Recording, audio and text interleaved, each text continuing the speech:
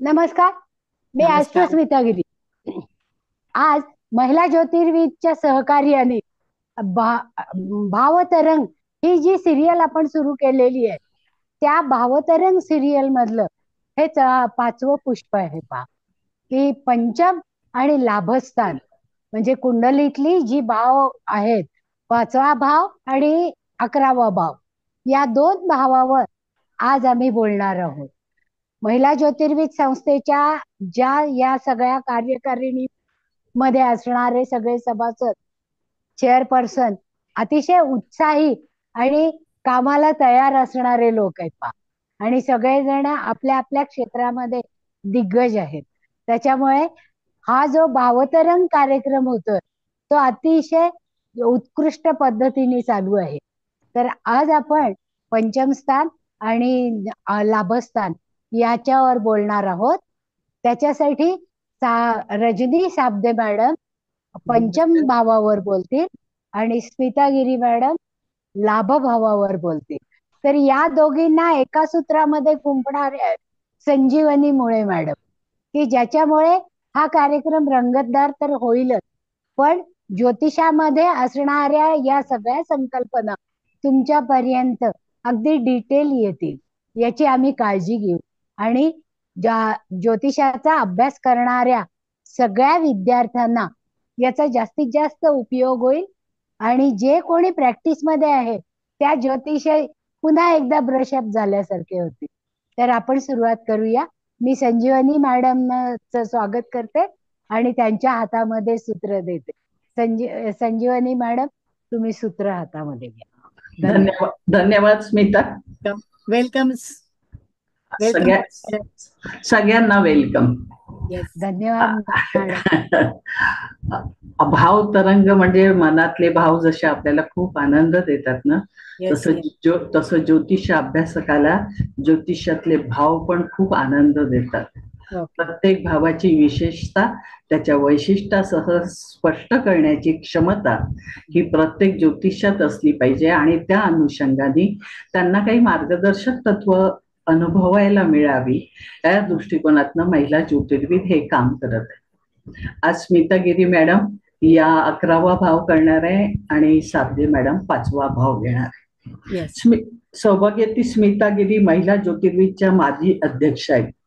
वास्तुतज्ञ ते tarot reader ज्योतिष्य असून त्यांची आध्यात्मिक बैठक उत्तम आहे.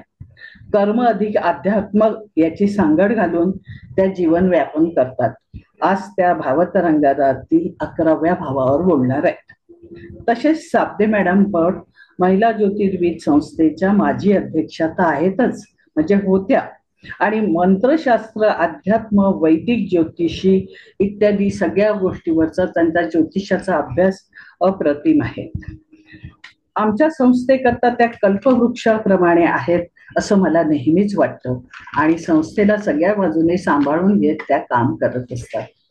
आता यांना आपण 11व्या आणि 5व्या भावाच्या अनुषंगाने काही प्रश्न विचारणार आहोत. या प्रश्नातनं न पंचम भाव आणि एकादश भाव हा उलगडत जाईल. त्याच्या एक एक पदर तुम्हाला उलगडत जाताना तुम्हाला एक वेगळा आनंद देतो. आपण सर्वप्रथम साबदे मॅडमांना विचारूया पहिला भाव, की पंचम भाव म्हणजे काय आणि त्यावरून आपण कोणत्या कोणत्या गोष्टीचा विचार करतो. नमस्कार, मी रजनी साबदे. मला या कार्यक्रमामध्ये माझे विचार मांडण्याबद्दल जी संधी दिली त्याबद्दल मी स्मिता यांचं मी अभिनंदन करते, धन्यवाद देते आणि मोळे मॅडमचंही अभिनंदन करते. तर पंचम भावाविषयी मला त्यांनी जो प्रश्न त्यांनी विचारलाय, पंचम भाव म्हणजे काय, तर पंचम स्थान किंवा पंचम भाव ह्याला कोण स्थान म्हणून मान्यता आहे किंवा कोणस्थान असंही त्याला संबोधतात. लग्नस्थानात ज्या तत्वाची रास असेल, कोणस्थान म्हणजे ह्याच्या लग्न स्थानापासून जे 5वं स्थान येतं ते पंचम स्थान आणि त्याला कोणस्थानही म्हणतात. तर कोणस्थान लग्नस्थानात ज्या तत्वाची रात असेल त्याच तत्वाची रास पंचमस्थानी असते. उदाहरणार्थ अग्नि तत्वाची रास असता पंचमाते अग्नि तत्वाचीच रास येणार. म्हणजे पंचमस्थानातून आता काय बघतात ते बघूया. म्हणजे जी हे कोणच 1-5-9 म्हणजे पहिल्या स्थानात जर अग्नि तत्वाची रास 1 मेष आली तर पंचम स्थानातही अग्नि तत्वाची ही सिंह रास येईल. त्याच्याविषयी आपण पुढे अजून बोलणारच आहोत. पण एक थोडीशी झलक त्यातली मी तुम्हाला सांगितली. तर ह्यातून काय बघतायत आपण बघूया आता. तर पंचम स्थानातून संतती, शिक्षण, लॉटरी, सट्टा, प्रणय आणि प्रेम प्रकरणे, प्रेम करण्याच्या पद्धती, छंद, कला, खेळ, उपासना, कल्पकता, क्रिएटिव्हिटी, अभिव्यक्ती, नंतर आविष्कार, निरनिराळ्या प्रकारचे जे आविष्कार असतात की मला येतंय पण ते कशा प्रकारे सादर करायचं हे पंचम स्थानातून बघतात. ते म्हणजे आविष्कार, आनंद, आत्मानंद, पूर्व सुकृत, अशा बऱ्याच गोष्टी पंचमस्थानातून बघितल्या जातात. आणि काय ही यादी खूप मोठी आहे पण आपल्याला सगळ्या वेळेची मर्यादा आणि मुळे मॅडमने आपल्याला जो वेळ दिला आहे त्याच्यात आपल्याला सगळं बसवायचं आहे. धन्यवाद समते मॅडम. पंचम स्थान म्हणजे काय आहे. आपण प्रामुख्याने जसं आपलं लग्न झालं, विवाह झाला, आपल्याला पहिल्यांदा संततीची गरज असते. संततीशिवाय जीवन अपूर्ण असतं. त्यामुळे पंचमाचं महत्वाचं जर गुणधर्म आपण कोणता पाहिला तर संतती, शिक्षण, कला, साहित्य या सगळ्या गोष्टीबद्दल आपल्याला साबदे मॅडमने सांगितलेलंच आहे. आता आपण एकादश भाव पाहू. लाभ भाव म्हणजे काय आणि कोणत्या बाबीचा विचार आपण याच्यावर करतो. प्राध्यापक स्मिता गिरी याबद्दल बोलते. लाभभाव हा नैसर्गिक कुंडली मधला 11व्या स्थानात येणारा भाव आहे. म्हणजे 11वा भाव जो असतो त्याला लाभस्थान म्हणतात. आपल्या सगळ्या ऋषी मुनींनी संस्कृत मध्ये यांना एक वैशिष्ट्यपूर्ण नाव दिलेलं आहे पहा. म्हणजे उपांत्य म्हणतात, भव म्हणतात, आय म्हणतात, लाभ म्हणतात, तप म्हणतात आणि अय म्हणतात. म्हणजे ही झाली संस्कृत मधली नावं. आणि ज्या वेळेस लाभ भाव आपण बघतो प्रत्यक्षामध्ये, लाभ म्हणजे प्रत्येक गोष्टीचा, प्रत्येक भावातून होणारा लाभ असं म्हणता येईल. आता या लाभ भावावरनं आपण काय काय बघतो पहा की इच्छापूर्तीचं ते स्थान आहे. म्हणजे आपल्या ज्या ज्या काही इच्छा आहेत त्या सगळ्यांची पूर्ती करणार ते एक स्थान आहे पहा. आशा आकांक्षा, आवडीनिवडी या सगळ्यांची पूर्ती या स्थानातून होते पहा. मित्रमैत्रिणींचं सौख्य हे सुद्धा या स्थानावरनं बघतो. त्याचप्रमाणे संतती असते, पंचमावरनं संतती होते, पण त्या संततीचं सौख्य आपल्याला कसं आहे हे लाभस्थानावरनं कळतं. त्याचप्रमाणे आपली अर्थप्राप्ती नेमकी कुठून कुठून आहे हेही या लाभस्थानावरनं कळतं. तसंच आपल्याला मिळणारी स्कॉलरशिप म्हणजे शिक्षणाकरता जो काही आपल्याला लाभ होतो आणि तो सुद्धा आपल्या विद्याभ्यासाच्या कर्तृत्वावर, आपली जी इच्छापूर्ती, पुढचं शिक्षण पूर्ण करायचंय त्याच्यासाठी जी स्कॉलरशिप अलॉट केली जाते ती स्कॉलरशिप इथून पाहतो. त्याचबरोबर विविध लाभ आणि पदव्या आणि पुरस्कार म्हणजे उच्च प्रतीच्या पदव्या आणि पुरस्कार इथून पाहिला जातो. मग तो सामाजिक असेल, आर्थिक असेल, भावनिक असेल किंवा शैक्षणिक असेल. त्याचप्रमाणे शरीराचा डावा कान आणि पोटऱ्या याच्यावर या लाभस्थानाचा अंमल असतो. म्हणजे ज्या वेळेस लाभस्थान आपलं बिघडतं त्यावेळेस आपल्या डाव्या कानामध्ये काहीतरी डिफेक्ट दिसून येतो किंवा पोटऱ्यांमध्ये त्रास जाणवायला लागतो. अशा या लाभस्थानाची महती आहे पहा. धन्यवाद स्मिता. एक महत्वाची गोष्ट तू आज सांगितली म्हणजे पदव्या आणि पुरस्कार. खूप लोकांना वाटतं मला पुरस्कार का नाही मिळत, हा? मी इतकं शिकतो, एवढं काम करतो, पण मला पदवी मिळायला एक खूप त्रास होतो. त्यावेळेला त्या लोकांनी आपल्या 11व्या भावाचा विचार करावा, अभ्यास करावा. खरं इच्छापूर्तीचा भाव म्हणजे कोणत्या इच्छा, त्या कोणत्याही असो बरं का, शारीरिक, मानसिक, बौद्धिक, आर्थिक, एनी डॅम थिंग. या सगळ्या इच्छापूर्ती तुम्हाला पाहायच्या असेल तर त्या एकादश स्थानावरतून बघाव्या. हे एक छान विश्लेषण स्मिता गिरी मॅडम यांनी सांगितलं. आता साबदे मॅडम, आपणासाठी प्रश्न आहे. पंचम भाव म्हणजे संततीचा भाव. याला संततीचा भाव का म्हणतात? साबदे मॅडम, हा. पंचम भाव म्हणजे संततीचा भाव असं का म्हणतात? पंचम भावावरनं संततीचा विचार केला जातो. आता ह्याविषयी थोडस मी सविस्तर बोलते. आत्मा आत्मा वै जायते पुत्रः असे संस्कृत मध्ये एक म्हण आहे किंवा म्हटलं जातं. म्हणजे आपला वंश हा आत्म्यापासून वाढत असतो. जीन सोबतच आई वडिलांचे बहुतेक गुण, आवडी निवडी हे मुलांमध्ये उतरत असतात. सर्वसाधारणतः सर्वच जोडप्यांना संततीची इच्छा असते. बहुतेकांना संतती होणे हा एक अत्युच्च आणि निर्भेळ असा आत्मिक आनंद त्यांना म्हणजे पाहिजे असतो आणि ते मिळवतात. जसा झाडाला बहर येणे, झाडाला झाड कसं बहरून आलं की मनुष्य अतिशय खुश होतं निसर्गावर, तसंही निसर्गाचीच क्रिया आहे.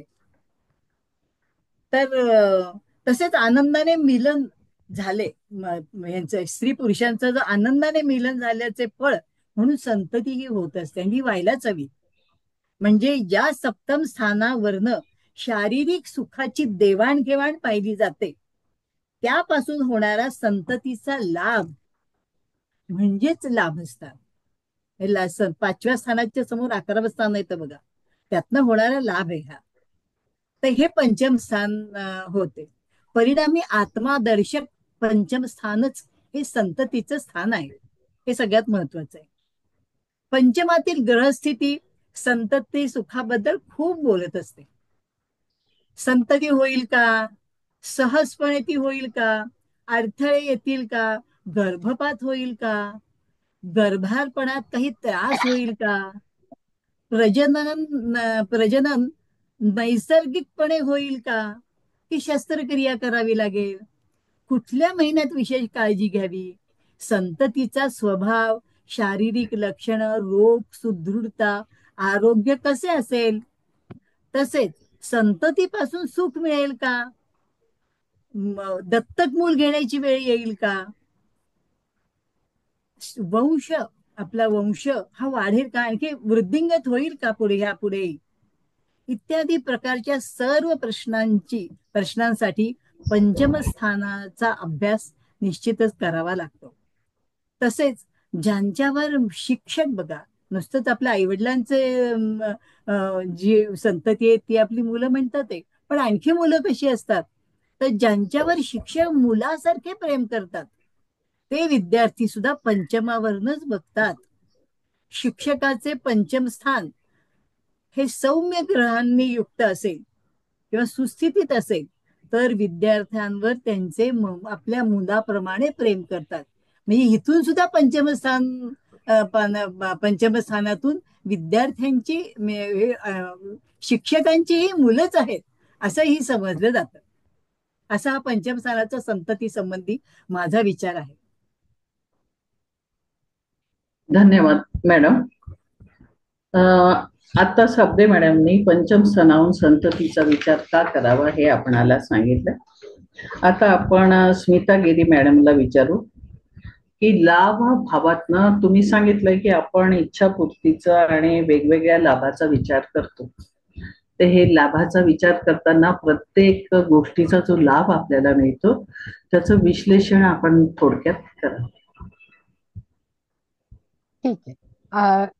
लाभ जेव्हा आपण म्हणतो की इच्छापूर्तीचे स्थान आहे पहा, मग ही इच्छापूर्ती कुंडलीतल्या 12 भावांमध्ये आपलं आयुष्य बसवलेलं आहे पहा. पहिल्या भावामध्ये आपला जन्म होतो आणि व्ययभावामध्ये आपण मोक्षाला जातो तो भाव. म्हणजे हे 12 भाव पहिल्या श्वासापासून शेवटच्या श्वासापर्यंत या मधल्या काळामध्ये आपल्याला जो जो काही लाभ होणार आहे तो या लाभस्थानावरनं आपण पाहतो. जसं की आपला जन्म झाल्यानंतर आपलं आरोग्य, आपलं व्यक्तिमत्व ते डेव्हलप होण्यासाठी आपल्याला मिळालेले सगळे अनुभव हे आणि त्यातून होणारा लाभ हा लाभस्थानावरनं कळतो. त्याचप्रमाणे द्वितीय स्थान हे धन आणि कुटुंबाचं आहे. म्हणजे आपल्याला मिळणारं धन त्याचा आपल्याला किती उपयोग होणार आहे किंवा आपल्या कुटुंबामध्ये कोणाची वाढ होणार आहे किंवा कोणाची कमतरता होणार आहे. म्हणजे जर मुलीचं लग्न झालं तर मुलगी सासरी जाते, म्हणजे तिची कमी झाली कुटुंबातून. पण जर मुलगा असेल तर सून येते, म्हणजे त्या कुटुंबामध्ये वाढ होतो. म्हणजे ही वाढ लाभाच्या थ्रू दाखवली जाते. त्याचप्रमाणे पराक्रम भावामध्ये पहा, कर्तृत्व दाखवलं जातं. म्हणजे जे जे काही काम आपण करतो त्याचे जे काही फलित आपल्याला मिळतात ती या भावावरनं पाहतो. आणि तो भावामध्ये होणार कर्तृत्वामुळे मिळणारे लाभ हे लाभस्थानातून पाहतो. चतुर्थ स्थान हे मातेचं स्थान आणि सुखाचं. म्हणजे आपल्याकडे कुठली गाडी असणार आहे, कुठलं घर असणार आहे, बंगला असणार आहे, का फ्लॅट असणार आहे, या सगळ्यांचा विचार हा लाभस्थानावरून काय काय लाभ होणार आहे म्हणजे सुरुवातीला असणारी परिस्थिती आणि नंतर मिळणारे लाभ सगळे या स्थानावरनं आपण पाहतो. पंचम स्थानाबद्दल आता साबदे मॅडम एकदम विस्तृतपणे बोललेले आहेत, म्हणजे संतती आणि त्यांचं सुख याबद्दल. आता 6व्या स्थानावरनं मातुल घराणं, म्हणजे आपले आजी आजोबा आईकडचे आणि मामा मावशी यांचं नातं पाहिलं जातं. त्यांच्याकडून आपल्याला प्रेम मिळणार आहे का ते रिलक्टंट राहणार आहेत का आपला द्वेष करणार आहेत, हे या लाभस्थानावरनं आपल्याला षष्ठ आणि लाभस्थानावरनं कळतं. तसेच 7वं स्थान हे विवाह सौख्याचं आहे. मग त्या विवाह सौख्याचा लाभ आपल्याला म्हणजे नेमका पतीला होणार आहे का पत्नीला होणार आहे हे या लाभस्थानावरनं कळतं. त्याचबरोबर 8व्या स्थानावरनं आयुष्याची जी काही आपली एकंदर साथ मिळणार आहे आपल्याला किंवा अचानक काही आपल्याला त्रास होणार आहे हे आपल्याला लाभस्थानावरनं चटकन कळतं. आणि त्यामुळे होणारे अष्टम स्थानामध्ये गुप्तधन सुद्धा पाहिलं जातं. म्हणजे ते गुप्तधन आपल्याला मिळणार आहे का हेही अष्टम स्थानावरनं या होणाऱ्या लाभातून आपल्याला लक्षात येतं. तसेच 9वं हे भाग्यस्थान आहे आणि भाग्येश जेव्हा लाभात बसलेला असतो त्यावेळेस 5 उंगलिया घी में और सर कढाई में अशासारखी परिस्थिती असते. म्हणजे भाग्यातून आपल्याला लाभ होतोच होतो आणि तो जास्तीत जास्त मिळतो.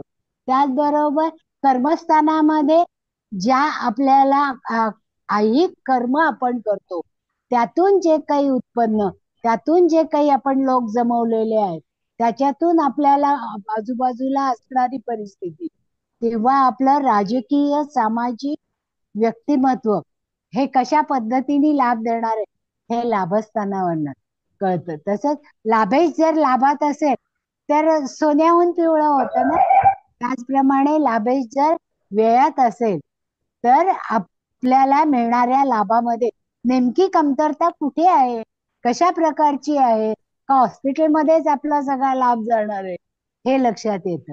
म्हणजे अशा प्रकारे लाभस्थानावरनं जरी इच्छापूर्ती बघितली तरी आपल्याला मिळणारे लाभ नेमक्या कुठल्या भावातून कशा पद्धतीने मिळणार आहेत हे लक्षात येतं. धन्यवाद. थोडक्यात काय की प्रत्येक भावातनं काहीतरी लाभ मिळतो आणि तो लाभ आपल्याला एकादशातून पाहता येतो. हे ह्या गोष्टीचं सुंदर विश्लेषण तू केलेलं आहेस. आता साबदे मॅडम, पंचम भाव 5वा भाव हा प्रणय आणि प्रेमाचा उत्तम भाव असं का म्हणतात? खूप छान प्रेमळ प्रश्न विचारलेत मॅडम तुम्ही. यात सगळ्या प्रेमाचे आविष्कार आपल्याला दिसतील, पण ह्याच्यामध्ये खास खास प्रेम आहे, प्रणय म्हणतात, म्हणता येईल आपल्याला ते प्रेमाचं. आणि असं जर म्हटलं तर लफडं असंही म्हणू शकतो आपण त्याला. नाही नाही, पंचम पण स्थानातून लफडी तो मिळतात. तो तो प्रणय भावच महत्वाचा आहे. येस, आता आपण कारण प्रणय भाव, कारण सप्तम आणि अष्टम हा वेगळा प्रणय भाव येतो. आपण पण आता हा प्रणय ऍक्च्युअल भावाबद्दलच बोलू. बोला. प्रेम बघा काय असतं, तर प्रेमभंग हे दुःख देतं. हा, हम्म.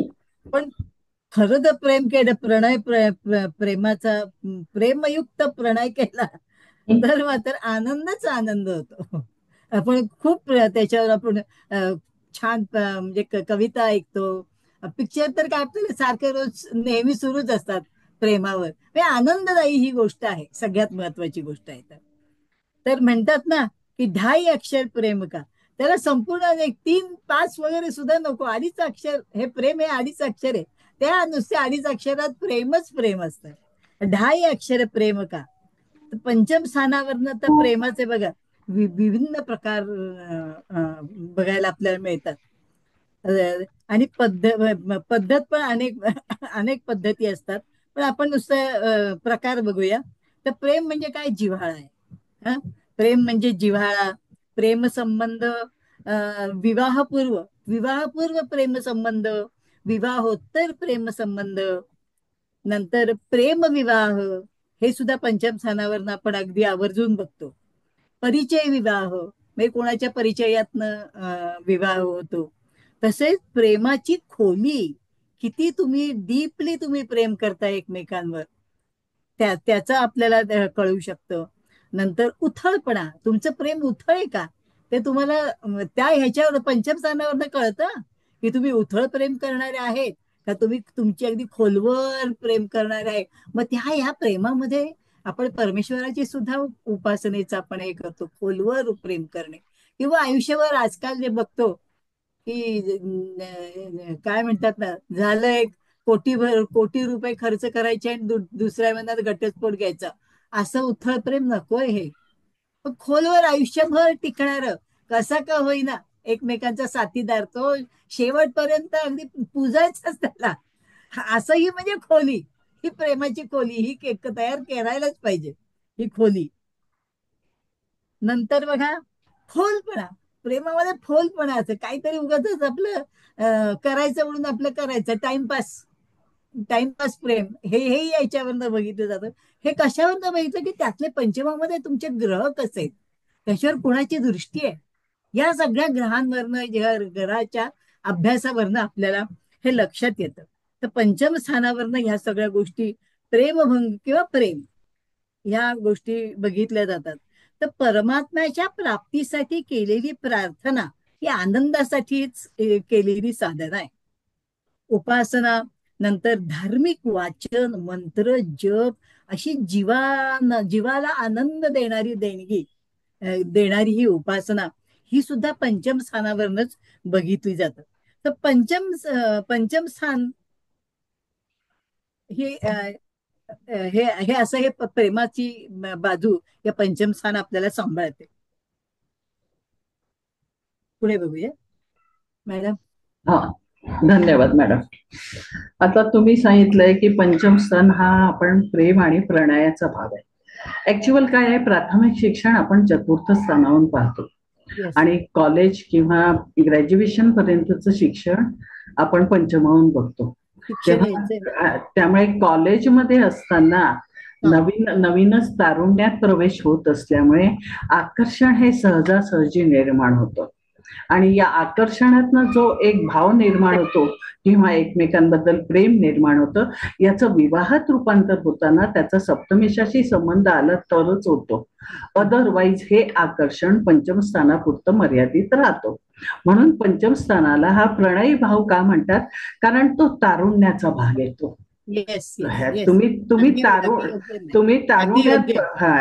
तारुण्यात प्रवेश करता तेव्हा तारुण्यात या भावना ऍक्च्युअली सहजच तुमच्यात निर्माण होत असतात. त्यामुळे हे आकर्षण आपल्याला पंचम स्थानाला अधोरेखित करून स्पष्ट करावं लागतं. म्हणून पंचम स्थान याला आपण प्रेम आणि प्रणयाचा उद्गम स्थान असं आपण याला म्हणू शकतो. कारण आजकाल कॉलेजपेक्षा शाळेत सुद्धा हे भाव लवकर तयार होतात. हो, कारण त्याला फक्त सामाजिक परिस्थिती जबाबदार आहे येस येस असं येस. आपण म्हणू शकतो.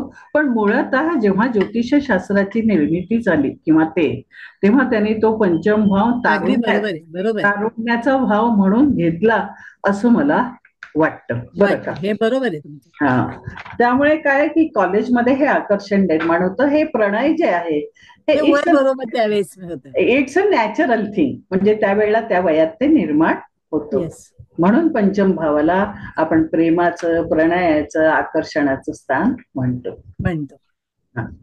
आता इच्छा पुढचा प्रश्न स्मिता गिरी यांना आपण देऊ की लाभ भावातून आपण कोणती नाती बघतो आणि त्या नात्यांचा आपल्या जीवनामध्ये इफेक्ट आणि प्रभाव किती राहतो याबद्दल आपण बोला. लाभातून आता आपण बोललो पहा की लाभामधून मित्रमैत्रिणी पाहिले जातात, जावई आणि सुना पाहिले जातात आणि संततीचं सुख पाहिलं जातं. म्हणजे या 3 नात्यांवर आपल्याला विशेषत्वाने लक्ष द्यावं लागतं पहा. आता मित्रमैत्रिणी हे काही ब्लड रिलेशन मधले नसतात, पण त्यांच्याकडून होणारे लाभ आणि त्यांच्याशी असणारी घट्ट मैत्री ही या भावातून पाहिली जाते. म्हणजे कधी कधी तर असं असतं की सख्या भावाशी जे बोललं जाणार नाही ते मित्राशी बोललं जातं आणि जवळच्या मित्राशी बोललं जातं. म्हणजे मनामध्ये असणाऱ्या सगळ्या शंका आणि कुशंका या मित्रांकडे बोलून शेअर केल्या जातात आणि त्याला जास्तीत जास्त चांगला मार्ग मिळतो. म्हणजे हा झाला लाभातल्या मित्रांमुळे होणार लाभ. म्हणजे एखादा मित्र जर चुकत असेल तर दुसरा मित्र त्याला सांगतो की हे बरोबर नाहीये, तू जे वागतोय ते चुकीचं वागतोय, तुझ्या वागण्यामध्ये बदल करणं गरजेचं आहे. मग ते नात्यांच्या संदर्भात असेल, प्रेमाच्या संदर्भात असेल, नोकरीच्या संदर्भात असेल, बिझनेसच्या संदर्भात असेल, कुठल्याही संदर्भामध्ये जेव्हा असे जीवाभावाचे मित्र आपल्या जवळ असतात आणि आपलं आणि त्यांचं नातं हे रक्ताच्या नात्यापेक्षा घट्ट असतं, त्यावेळेस ते आपल्याला नेमक्या वेळी सावध करतात आणि मैत्रीचा हात पुढे करतात आणि आपल्या इच्छा पूर्ण करण्याचा जास्तीत जास्त प्रयत्न करतात. आणि शेअरिंग झाल्यामुळे वेगवेगळे विचार आपल्याला अनुभवायला मिळतात आणि त्यातून आपल्या शंकांना योग्य त्या मार्ग किंवा आपल्यावर आलेल्या संकटांना योग्य त्या मार्गातून पार पाडता येणं हे लाभामुळे, या मित्रांच्या लाभामुळे शक्य होतं. त्याचबरोबर सुना आणि जावई, कारण आता द्वितीय, चतुर्थ आणि पंचम आणि सप्तम या भावात असणाऱ्या ग्रहांची लाभावर कशा प्रकारे दृष्टी आहे त्याच्यावरून आपले सुना किंवा जावई हे आपल्याला मुलांसारखे वागणार आहेत का वैर्यासारखे वागणार आहेत, का केवळ आपल्याकडून काय त्यांचं हित होतंय हेच पाहिलं जाणार आहे, हे लक्षात येतं. त्याचबरोबर सुना या अहो आई जरी म्हणल्या तरी त्या खरोखरच आईसारख्या प्रेमाने आपल्याशी वागतात का, हे त्याच्यावर असणाऱ्या ग्रहांच्या दृष्टीवरनं आपल्याला कळतं. म्हणजे हे जे रिलेशन आहे की जे नंतर निर्माण झालेलं आहे त्याच्यातला लाभ हा आपल्याला त्या त्या स्थानावरनं पडणाऱ्या ग्रहांच्या दृष्टीवरनं हा लक्षात येतो. त्याचबरोबर संततीच्या बाबतीत, कारण पंचम स्थानातून पडणाऱ्या ग्रहांची डायरेक्ट लाभस्थानावर दृष्टी पडते पहा. म्हणजे संतती ही खरोखरच प्रेमळ श्रावण बाळासारखी असणार आहे का शत्रू म्हणून वागणार आहे का आपल्याशी वैर साधण्यासाठी येणार आहेत, हे या ग्रहांमध्ये, या भावांमध्ये बसलेले ग्रह आणि त्यांनी टाकलेली दृष्टी यावरून या नात्यांचे विविध पैलू उलगडले जातात आणि ते लाभभावातून उलगडले जातात. त्यामुळे आपल्याला या सगळ्या नातेसंबंधाची कशा पद्धतीने वागायला पाहिजे हे लक्षात येतं आणि त्याप्रमाणे आपण वागतो. धन्यवाद, छान. आता एकादश भाव आहे ना स्मिता, हा जसा मित्र मैत्रिणीचा आहे, सुना जावयांचा आहे, तसा आपल्या मोठ्या भावाचा पण आहे की नाही. तर मोठा भाऊ म्हणजे कसा आधारस्तंभ आहे की नाही. म्हणजे तुम्हाला लाभ भावातनं तुम्हाला तुमच्या मोठ्या भावाचा आधार कसा मिळणार, आपल्यापेक्षा वडील असलेल्या व्यक्तींचा आधारस्तंभ म्हणून आपण 11व्या स्थानाकडे पाहू शकतो. आणि सुना आणि जावाई हा तर तो तुमच्या आयुष्यातला अगदी महत्वपूर्ण भाग आहे. फक्त माझं एक काय म्हणणं आहे की माझा स्वतःचा असा अनुभव आहे की जलतत्वाच्या राशीला एकादश भाव हा बाधकेश होतो. आलं का? त्यामुळे हे जे नातेसंबंध आहे ना, हे जलतत्वाचे जर तुमची रास असेल म्हणजे कर्क, मकर आहे ना, मीन, आणि वृश्चिक, चर ज्या राशी आहेत या चर राशींना हा एकादश बाधकेश होतो. एकादश भाव हा बाधकेश होतो. त्यामुळे हा लाभ न चर राशींना सहजासहजी मिळत नाही असा माझा अनुभव आहे. बरं का? कारण जसं ज्या दृष्टीने ग्रह दृष्टी टाकतात त्याचप्रमाणे या चर राशी कशा पद्धतीने लाभभावाशी रिलेटेड आहेत याच्यावरनं सुद्धा हा भाव उलगडत जातो आणि तुमचे नातेसंबंध खुलत जाण्याकरता सुद्धा हा बाधकेश खूपदा अडथळा होतो. आलं का? असं माझं विचार आहे. बरं का? बरोबर आहे. आता आपण पुढे वळूया की साबदे मॅडम, पंचमाला त्रिकोण स्थान का म्हणतात आणि या त्रिकोण स्थानाचं फलित काय?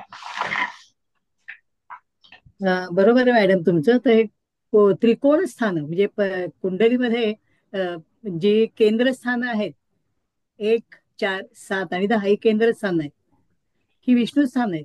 आणि 5 आणि 9 ही लक्ष्मी स्थान आहे. ह्याला कोणस्थानही म्हणतात. तर पंचम स्थान हे कोणस्थान आहे, त्यापैकीच पंचम स्थान हे कोणस्थान आहे. कुंडलीत 1, 5, 9 या स्थानाच्या त्रिकोणातील हे पंचम स्थान हे एक अत्यंत शुभ स्थान आहे. हे शुभस्थान म्हणजे शुभस्थान म्हणजे काय करणार, ते सपोर्टिव्ह सिस्टीम असते.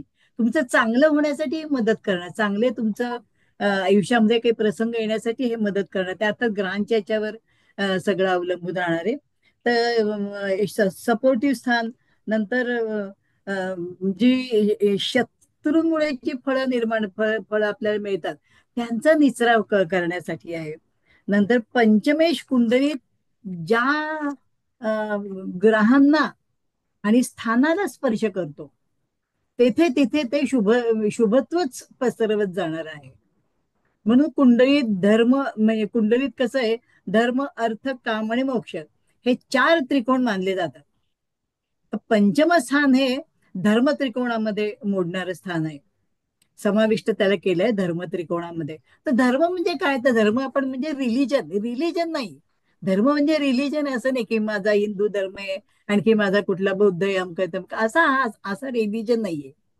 तर प्रत्येकाने वैयक्तिक मूल्य जपणे, ते वाढवणे, आचार पाळणे, नंतर सामूहिक आचार धर्म पाळणे, धर्माने वागणे, नंतर नीतीने वागणे, भावनेची लोडबोड तिथे झाली नाही पाहिजे. जे काही आचार विचार नियम आहेत ते त्या पद्धतीने पाळणे. भावना तिथे आली की तिथे गडबड होते. हे सर्व अंतरंगातून होणे, हे अंतस्फूर्ती आहे, हे आतून व्हायला पाहिजे. हे अंतरंगातून होणे, असे वागणे म्हणजेच एक प्रकारचे तप आहे. हे तारेवरची कसरत आहे. हे धर्माचरण ह्याप्रमाणे करणे हे पंचमातून बघितलं जातं. हे कोणस्थान आहे, हे लक्ष्मी. आणि हे जे कर्म जो मनुष्य करतो त्याला लक्ष्मी तुम्हाला प्रसाद देणारच. कारण तुम्ही चांगलं कर्म केले की तुम्हाला लक्ष्मी प्राप्त होतेच. त्यामुळे लक्ष्मी कशी प्राप्त होणार, तर तुम्ही आचार नीती कर्म केलं की तुम्हाला लक्ष्मी प्राप्त होणार आहे. म्हणून लक्ष्मी तुम्हाला लक्ष्मी स्थान हे तुम्हाला वरदानच होणार आहे. म्हणून धर्म त्रिकोणात अग्नी राशीची योजना केलेली असावी असं मला वाटतं. पण अग्नी म्हणजे काय, जे तप करणे, तपणे म्हणजे अग्नी तत्वाची हे निगडीत आहे. म्हणून हे अग्नि तत्वाची तिथे योजना केलेली आहे. तर पंचम स्थानात सिंह ही अग्नि तत्वाची रास असून अग्निप्रधान ग्रह रवी हा त्याचा मालक आहे. हे माझ्या मते जे त्रिकोणासंबंधी थोडक्यात सांगितले मी, कारण ह्याचा विस्तार खूप मोठा आहे त्रिकोणासंबंधी हो हो, बोलायला. नक्कीच आहे. हो, तर मी पूर्ण त्यातला सात्विक हा मुद्दा त्याच्याशी संलग्नपणे सांगितलाय. पूर्ण पत्रिकेतच जे 4 भाव केले आणि अर्थ, धर्म, धर्म, अर्थ, अर्थ, काम, काम, मोक्ष. मोक्ष, त्यामध्ये सगळ्यात महत्वपूर्ण धर्म त्रिकोणच असतो. हो तर कारण हा तुमचं प्राथमिक जीवन सेटल करतो. जसं जन्म झाला, प्राथमिक शिक्षण झालं, आईचे संस्कार झाले आणि हो, पुढचं शिक्षण. म्हणून 1-5-9ला निसर्ग कुंडलीत गुरुचं हे दिलंय. प्राबल्य जास्त आहे. नाही, गुरुच्या अधीनच आहेत ते. हो, त्यामुळे हे जे आहे आपण म्हणतो त्रिकोण स्थान, त्रिकोण स्थान म्हणजे धार्मिक अधिष्ठान असं म्हणायला हरकत नाही. येस, आणि हे धार्मिक अधिष्ठान म्हणूनच 1-5-9 हा त्रिकोण आहे, कारण हा शिक्षणाशी संबंधित आहे. जन्म झालं, प्राथमिक म्हणजे ग्रॅज्युएशन पर्यंत शिक्षण, उच्च शिक्षण आहे ना, म्हणजे तुमची बौद्धिक कपॅसिटी या धर्म त्रिकोणावरतून वाढत जाते. म्हणून याला त्रिकोण स्थान दिलेलं आहे आणि खूप छान आहे. त्यामुळे ते त्रिकोण स्थानाचा जो आनंद आहे ना, धर्म हो, त्रिकोणाचा, हा खूप छान येतो. खूपच छान. म्हणजे तुम्ही जो त्रिकोणाचा उल्लेख केला ना, त्या अनुषंगाने मी हे सांगितलं की येस, धर्म येस, काही त्रिकोण, हरकत नाही मॅडम. हा अर्थ त्रिकोण आहे. Okay, okay, okay. आता आता स्मिता बघ, हा प्रश्न जरा छान सविस्तर विश्लेषण करायला तुला खूप छान आहे की काम त्रिकोणाचा लाभाशी कोणता संबंध येतो. असा हा ना अशा भाव, दोन्ही हा भाव कसे असे सुंदर उलगडत चाललेत बघ. येस, हा येस. हा बरोबर. आता लाभभाव हा कामत्रिकोणाचा एक बिंदू आहे असं हा. आपण म्हणतो पहा. कारण 3, 7 आणि 11 ही स्थानं कामत्रिकोणाशी निगडीत आहे. कामत्रिकोण म्हणजे फक्त कनक आणि कांता नाहीये, नाही, तर त्याच्याबरोबर असणारा पराक्रमही आहे. आणि तो कशा पद्धतीने आपण आपल्या आयुष्यामध्ये उपभोगतो किंवा नुसताच भोगतो किंवा उपभोगतो, भोगण्यासाठी किंवा उपभोगण्यासाठी, अशा 2 प्रकारे या कामत्रिकोणातून मिळणाऱ्या आनंदाचा आपण लाभ कशा पद्धतीने घेतो हे पाहता येतं. आता हा कामत्रिकोण हा वायुतत्वामध्ये येतो पहा. वायुतत्वामध्ये म्हणजे खूप फास्ट, वेगाने, म्हणजे जसं आत्ता आपण म्हणतो वारा इकडून आला आणि तिकडे गेला, त्या पद्धतीने या कामत्रिकोणाचा परिणाम आपल्याला वेगवेगळ्या स्थानांवर झालेला दिसतोय. म्हणजे तृतीय स्थानातून जे पराक्रमाचं, जे काही पराक्रम गाजवलेला आहे, धैर्य, धडाडी ही दाखवलेली आहे, ते म्हणजे तो एक बेस झाला. म्हणजे 3, 7वं स्थान हे शिखर आहे आणि 11वं स्थान हे 3रं स्थान आहे, म्हणजे बेस मधलं स्थान आहे. की पराक्रम आणि लाभ यांच्या बेसवर 7म स्थान म्हणजे 7व्या स्थानामध्ये 7वी भाव जो आहे तो विराजमान झालेला आहे. मग ज्या वेळेस कामत्रिकोणामध्ये आपण हा वायुतत्व विराजतो असं जेव्हा म्हणतो, त्यावेळेस आपली इच्छापूर्ती ही झटपट होणार आहे का, चांगल्या मार्गाने होणार आहे का त्याच्यासाठी आपल्याला संघर्ष करावा लागणार आहे, तो वायुवेगाने करावा लागणार आहे का स्लो करावा लागणार, हे लक्षात येतं. त्याचबरोबर लाभस्थान हा विरक्तीकडे नेणारा पण आहे पहा. कारण पंचमातून ज्या काही गोष्टी दृष्टी टाकतात त्याच्यावर विरक्ती आणि साधना, तुमची साधना कशा प्रकारची आहे, त्या साधनेचं तप कसं आहे, त्यातून तुम्ही किती वायुवेगाने पुढे गेलेला आहात आणि त्यातून तुम्ही किती धन मिळवलेलं आहे, कोणत्या कोणत्या गोष्टींचा लाभ झालेला आहे, तुम्हाला कोणत्या गोष्टींचा विरह सहन करावा लागतो, हा या लाभस्थानावरनं होणारा बोध आहे.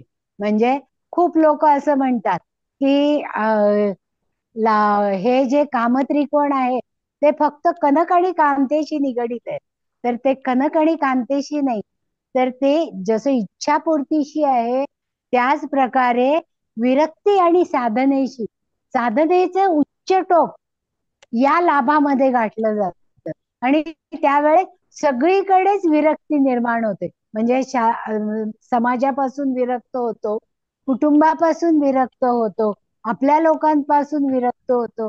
हा वायुवेगाने होतो. मग त्याचे परिणाम कुटुंबालाही भोगावे लागतात, सप्तम स्थानालाही भोगावे लागतात आणि त्या व्यक्तीला पण त्याला जो मिळणारा आनंद आहे तो लाभामध्ये तो काउंट करतो.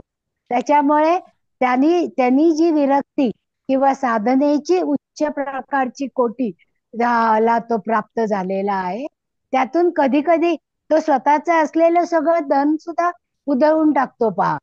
म्हणजे त्यांना असं सांगावं लागतं की हा दान धर्म कुठेतरी एका ठिकाणी थांबवा आणि मग त्याचा उपयोग जसं समाजाला होईल तसाच कुटुंबाला सुद्धा झाला पाहिजे. आणि जेव्हा आपण या पत्रिका उलगडतो त्यावेळेस लाभस्थान हे ज्या वायुवेगाने पुढे जातं त्याच वायुवेगाने त्याच्यामध्ये येणारे हे विविध फाटे आपल्याला दिसतात आणि इच्छापूर्ती जशी झटपट होते तसं विरक्ती सुद्धा तितक्याच झटपट होते. म्हणून हा कामत्रिकोण अतिशय महत्वाचा आहे.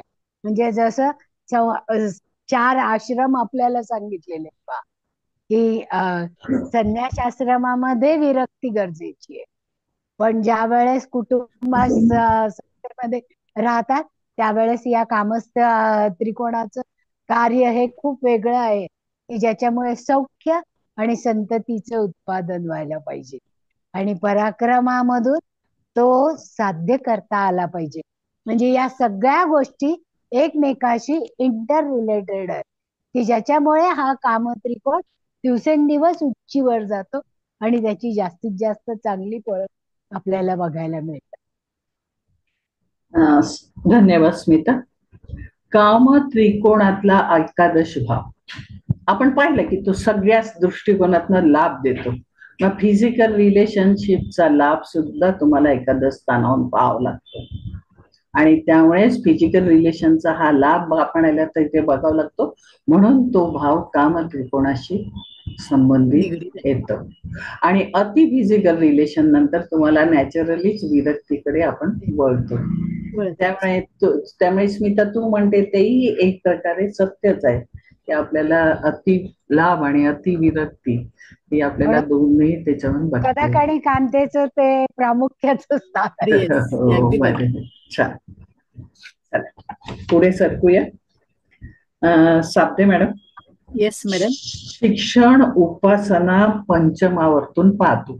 कदाचित पूर्वजन्माशी पण याला आपण निगडीत करतो. पंचम भाव करतो. आता आपण यावर बोला आपण. शिक्षण बोलू मॅडम? हा बोला बोला. शिक्षण आणि उपासना हे पंचम स्थानावरूनच बघितली जाते. तर ह्या गोष्टींचा विचार कसा केला जातो ते आपण थोडक्यात बघूया. पंचम भावातून शिक्षण योग बघितला जातो. पंचम स्थान हे बुद्धीचे स्थान आहे, हे आपण आतापर्यंत बघितलेच आहे. तर पंचम स्थान हे बुद्धीचं असतं. येथून माणसाची विद्यार्जनाची शक्ती आपल्याला कळू शकते की तो विद्या कसा ग्रहण करेल, त्याच्या अभ्यासाकडे कसं लक्ष राहील हे याच्यावरनं कळतं. तर पंचम स्थान हे बुद्धीचं स्थान आहे. पंचम स्थान आणि पंचमे सुस्थितीत जर असला तर व्यक्तीकडे बुद्धिमत्ता चांगलीच म्हणजे आढळते. त्याचे एक हुशार मनुष्य आहे असं आपल्याला कळतं. किंवा पंचम स्थान आणि पंचमे जर सुस्थितीत असेल तर जो ग्रह बलवान असेल त्यानुसार शिक्षणाचं क्षेत्र असू शकतं किंवा त्याच्या बुद्धीची पात्रता आपल्याला कळू शकते. तर कसं होतं बघा, तर त्यानुसार बघा लॉजिकल, मॅथमॅटिकल, भाषा तज्ञ,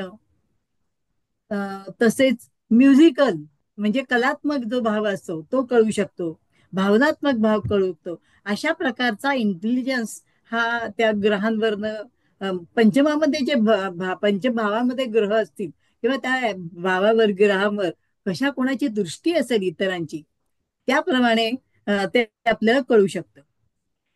उदाहरणार्थ बघा, आता कर्केचा चंद्र जर पंचमात जर असेल तर माणसाला इमोशनल काय म्हणतात त्याचा इंटेलिजन्स हा इमोशनल असतो.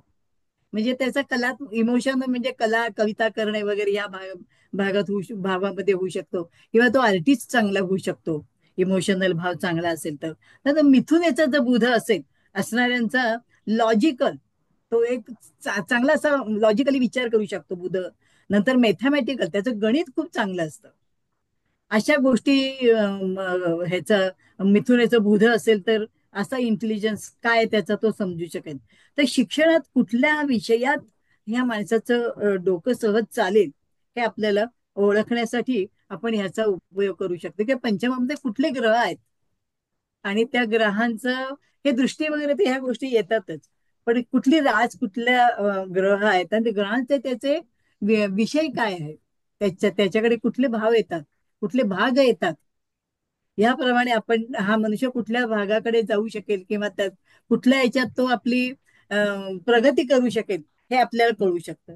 तर बुद्धिमत्ता कशी असेल असं हे म्हटलं तर ती कुठल्या दिशेने जाईल ह्याच्यावर काय कळतं, की बुद्धिमत्ता कशी आहे, त्याची कपॅसिटी काय आहे, तो कुठल्या दिशेने जाईल, व्यक्ती निर्बुद्ध असेल का, विशिष्ट विषयाची त्याची कुवत किती असेल. एखादा विषय माणसाचं बघा, किती मुलं अशी असतात की तो खूप हुशार असतात पण त्यांना गणित येत नाही, म्हणून काही ढ असतात असं नाही, ते बाकीच्या विषयामध्ये खूप म्हणजे हुशार असतात. तसे एखादा मनुष्य गणितातच खूप हुशार आहेत पण त्याला कविता म्हणा किंवा ड्रॉइंग वगैरे ज्या गोष्टी आहेत, भाषा साहित्य ह्याच्यामध्ये फारसा इंटरेस्ट नसतो, म्हणून तो हुशार हुशार असतो का, असतो किंवा नसतो, हा त्या ग्रहांच्या याच्यावर किंवा सामाजिक परिस्थितीवर सुद्धा अवलंबून असतो. पण ह्याच्यावर माणसानी नीट विचार करायला पाहिजे. तर अशा वेळी व्यक्तीची बुद्धी काम करेल का, आयत्या वेळेस बर का, योग्य वेळी, आयत्या वेळेस म्हणल्यापेक्षा योग्य वेळी एखादा प्रसंग आला आणि तो गडबडला मनुष्य, किंवा आता ह्यावेळी त्याला काय करावं हे जरी सुचलं तर ही सुद्धा बुद्धिमत्तेची देणगी आहे किंवा हे बुद्धिमत्तेचं काम आहे, हे सुद्धा पंचमावरनं बघितलं जातं. तर ह्या प्रश्नासाठी पंचमातील ग्रह आणि त्या त्या त्या परिस्थितीचा विचार करावा आपल्याला लागेलच. तर बुद्धिमान व्यक्तींच्या कुंडलीमध्ये काय असतं, तो गुरु बुध ह्याचा संबंध चांगला असतो आणि पंचम स्थानाशी स्थानातही ते बलवान आढळले, ते असतं तर हे बुद्धी माणसाची चांगली चालते आणि बलवान असते. तर तुमचे पंचम स्थान जितके बलवान असेल तितका तुमच्या स्वतःचा स्वतंत्र विचार चांगला असेल. सगळ्यात महत्वाचं म्हणजे बुद्धी म्हणजे तुम्ही एखाद्या विषयात खूप तरबेज असतात, हे पुस्तक वाचताना घडा घडा घडा वाचून काढलं म्हणजे तुम्ही खूप हुशार असं काही नाही, पण तुमची सर्वसाधारण अक्कल हुशारी म्हणतात ना, अक्कल हुशारी ती माणसाची अतिशय योग्य पाहिजे. त्याच्यासाठी पंचम स्थान हे बलवान असलंच पाहिजे, तरच तुमचा, आणि त्याच्यामुळे तुमचा स्वतंत्र विचार तयार होऊ शकतो, की नाही मी असं म्हणतो हे बरोबर आहे, याला ते प्रमाण देऊ शकतो तो. म्हणून पंचम स्थान हे बलवान असायलाच पाहिजे. धन्यवाद साबदे मॅडम. छान तुम्ही शिक्षणाच्या अनुषंगाने बुद्धिमत्तेचा चांगला उल्लेख केला. स्मिता, लाभाचे निगेटिव्ह फलित केव्हा कसे मिळते? आता आपण लाभ म्हणजे इच्छापूर्ती म्हणले बा, हो, मग त्या इच्छा चांगल्याही असतात आणि वाईटही असतात. बरोबर. लाभ ही सापेक्ष कल्पना आहे, म्हणजे ती जेव्हा जास्तीत जास्त असते तेव्हा आपण लाभ म्हणतो, ती जेव्हा निगेटिव्ह बाजूला जाते त्यावेळेस तो लाभ म्हणत नाही, ती आसक्ती म्हणतो आपण. आता मगाशी बोलल्याप्रमाणे चरलग्नाला म्हणजे निसर्ग कुंडलीतली चरलग्न जी आहेत, एक म्हणजे केंद्रस्थान 1, 4, 7, 10 या भावांमध्ये तो बाधकेशासारखं काम करतो. म्हणजे आता त्याच्यासाठी उदाहरणच घ्यायचं झालं, हा निगेटिव्ह कसा होतो, कारण जेव्हा व्यक्ती स्वातंत्र्याच्या टोकाला पोचतो त्यावेळेस तो हुकुमशहा होतो. आधी तो मी स्वतंत्र आहे, मी जे करणार आहे ते करणार आहे असं म्हणतो, पण त्याच्यानंतर ज्या वेळेस लाभाने तो बेभान होतो त्यावेळेस मात्र तो म्हणतो की नाही, मी जे म्हणेन तेच सगळ्यांनी ऐकलं पाहिजे.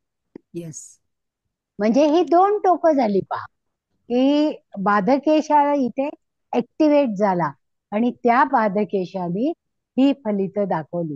म्हणजे जशी पट्टीवर आपण पॉझिटिव्ह आणि निगेटिव्ह बाजू दाखवू शकतो तशी या फलितामध्ये दिसून येतं. त्याचप्रमाणे घराच्या किंवा सौख्याच्या बाबतीत सुद्धा सगळं सौख्य मला हवं आहे, त्याच्यासाठी मी वाटेल ते करायची तयारी आहे, असं म्हणून आजकालचं आपण हे उदाहरण घरोघरी बघतो. पहा, IT मध्ये काम करणारी ही जी मुलं आहेत ती रात्रंदिवस काम करतात, अगदी रात्रीचा दिवस करून काम करतात आणि केवळ सुख मिळवण्यासाठी. पण ते सुख त्यांना मिळतं का हो? कारण ज्या वेळेस शरीर इतकं थकलेलं असतं, मन इतकं थकलेलं असतं, मग त्यावेळेस हा लाभ काय कामाचा? हा निगेटिव्ह इफेक्ट देतो, की त्याच्यामुळे त्यांच्या मनामध्ये मरगळ निर्माण होते आणि ते सुख उपभोगण्याची वृत्ती कमी होऊन जाते. मग ते काय म्हणतात, मी 40 वर्षापर्यंत काम करीन आणि 40 नंतर मी त्याचा अनुभव घेईन. पण तुमच्या 35-30 मध्ये किंवा 60 नंतर मी त्याचा उपभोग घेईन, तेव्हा जी एनर्जी असते ती 60 वर्षानंतर असते का? मग उपभोग कधी घेणार आहे? म्हणजे ही निगेटिव्ह बाजू झाली की लाभाची. म्हणजे हे फलित जे आहे ते बाधकेशानी तयार केलेलं आहे. त्याचप्रमाणे सप्तम स्थानाचं सुद्धा आपल्याला म्हणता येईल की वैवाहिक सौख्याच्या बाबतीत, हो ठीक आहे आमच्यामध्ये सगळं चांगलं आहे, ऑल इज वेल म्हणून म्हणायचं, पण एकाचं तोंड पूर्वेकडे तर दुसऱ्याचं पश्चिमेकडे. कारण एक जॉब करून येतो तेव्हा दुसरा त्या जॉबसाठी निघालेला असतो, म्हणजे त्यांना जो कोअर टाइम मिळायला पाहिजे तो मिळतच नाही. मग अशा वेळेस हा बाधकेश तिथे ऍक्ट झालेला आपल्याला दिसतो आणि हा बाधकेश ऍक्ट झाल्यानंतर तो बाधकेशाची निगेटिव्ह फळ ही देतोच देतो.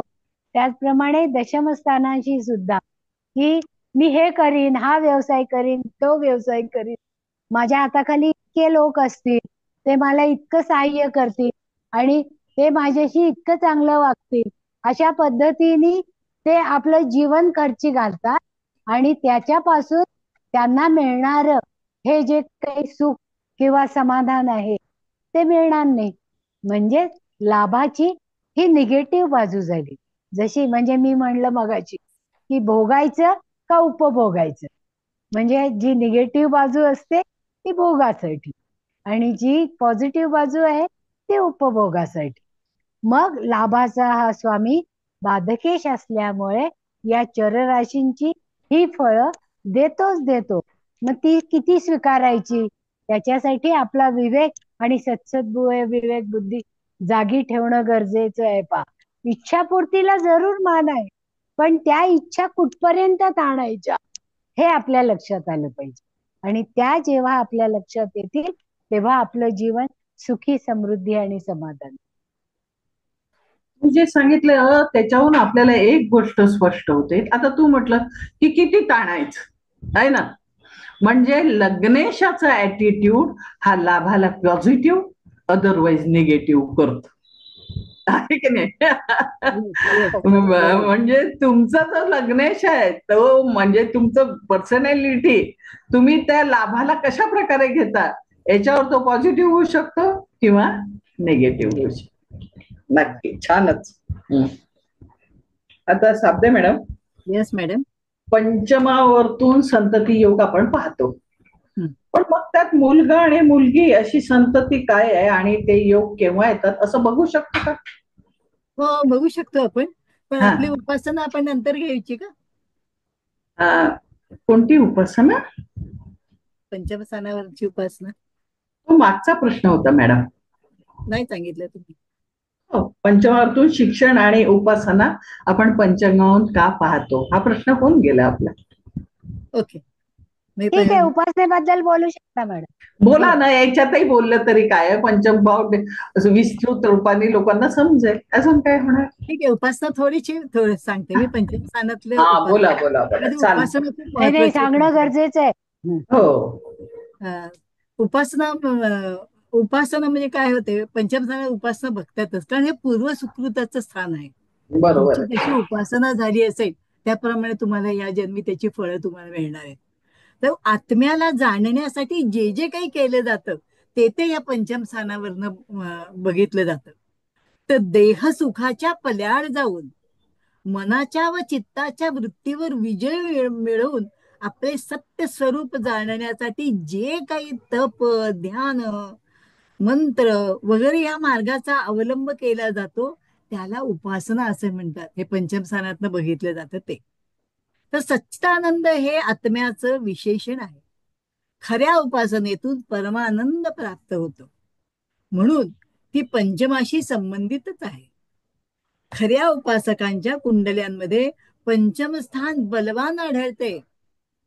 उपासनेचे साधन असलेल्या मंत्र, यंत्र, तंत्र तसेच इतर विद्या सुद्धा पंचमावरनच बघितल्या जातात.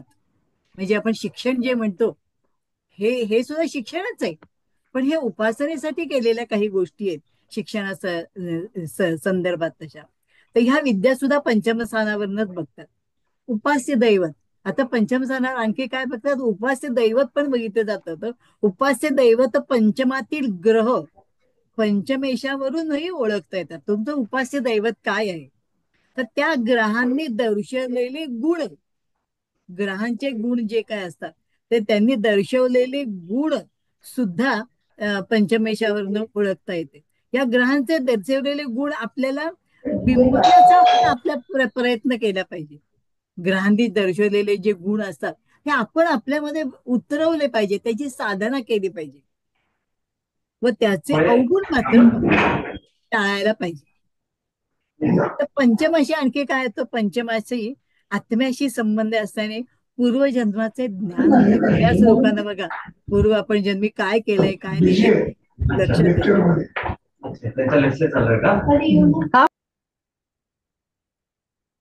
पूर्वजन्माचे ज्ञान होणे किंवा पूर्व सुकृतामुळे ज्या जन्मी केवळ नशिबाच्या जोरावर लाभ होणे ह्या गोष्टी पाहतात.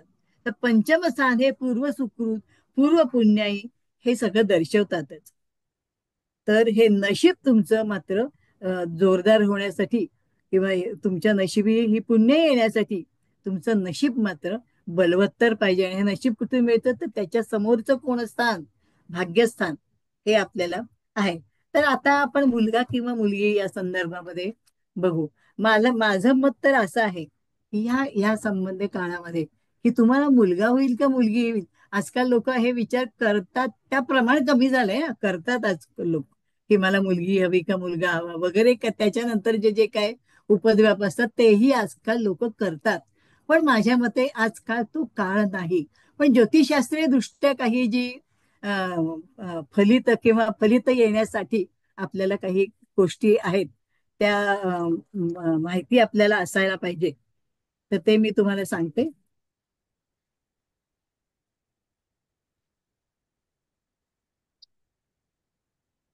संततीत म्हणजे मुलगा होईल किंवा मुलगी होईल, अगदी ज्योतिषशास्त्रीय दृष्ट्या आहे हे. आता ह्या काळामध्ये ती किती उपयोगी पडेल माहिती नाही मला, किंवा भाग बघितल्या तर. एक म्हणजे पंचम भाव विषम राशीचा किंवा विषम नवमांशाचा असला पाहिजे.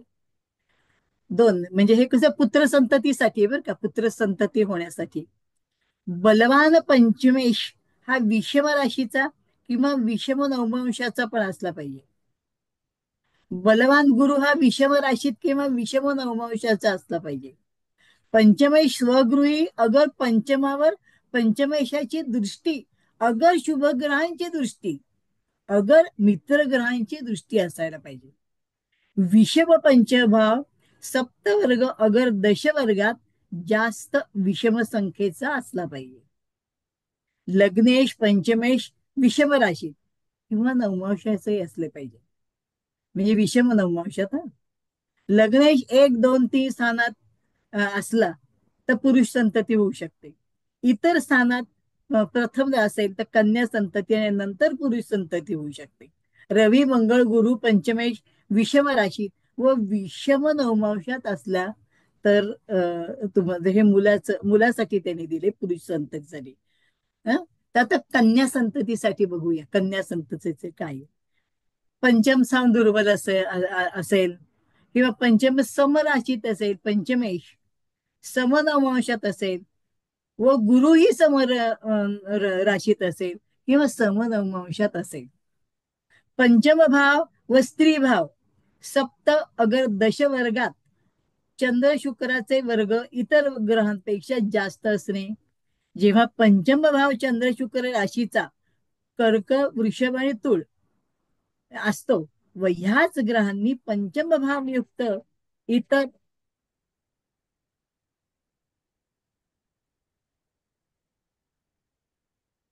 इतर दृष्ट असतो, मात्र ह्या भावावर शनी मंगळाचा दृष्टियोग नसावा.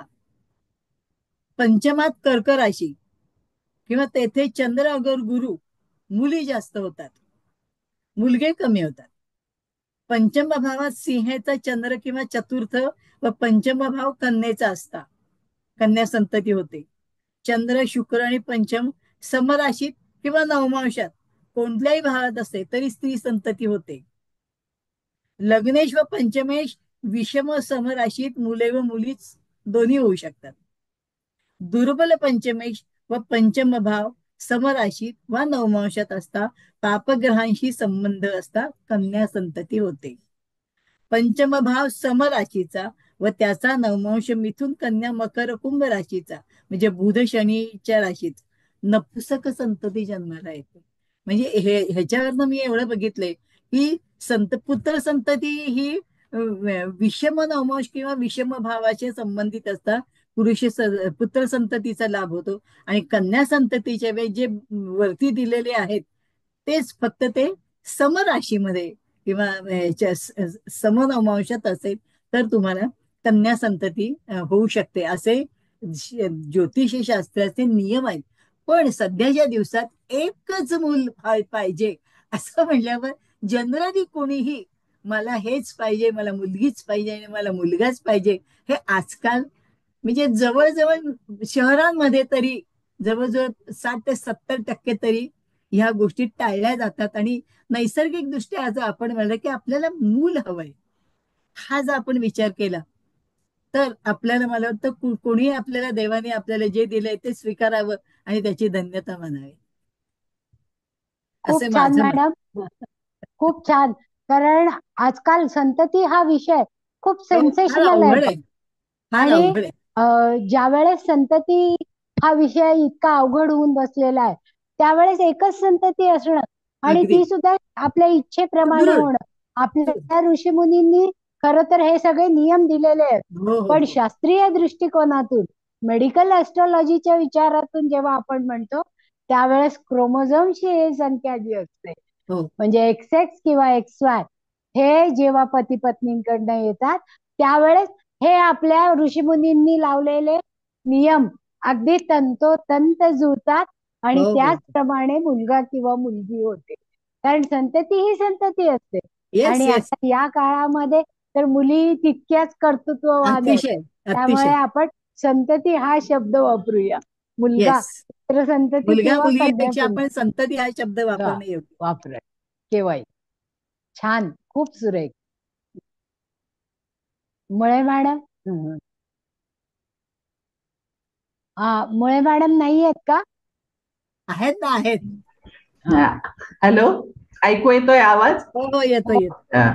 म्हटलं मुलगा किंवा मुलगी याच्या विश्लेषण साबदे मॅडमने खूप छान सांगितलं की विषम राशीतले ग्रह आणि सम राशीतले ग्रह हे तुम्हाला संतती बद्दल सांगतात. ठरवतात. हो. आणि माझं म्हणणं काय की संतती योग हा जो आहे ना, ते स्मिता आता म्हणालीच की मुलगा किंवा मुलगी कोणती का असे ना, आपल्याला संतती झाली हेच येस, महत्वाचं आहे. खूप खूप छान छान. आता साबदे मॅडम नंतर स्मिता, लाभात रवी, चंद्र, मंगळ, बुध, गुरु इतर ग्रहांची फले सांगावी.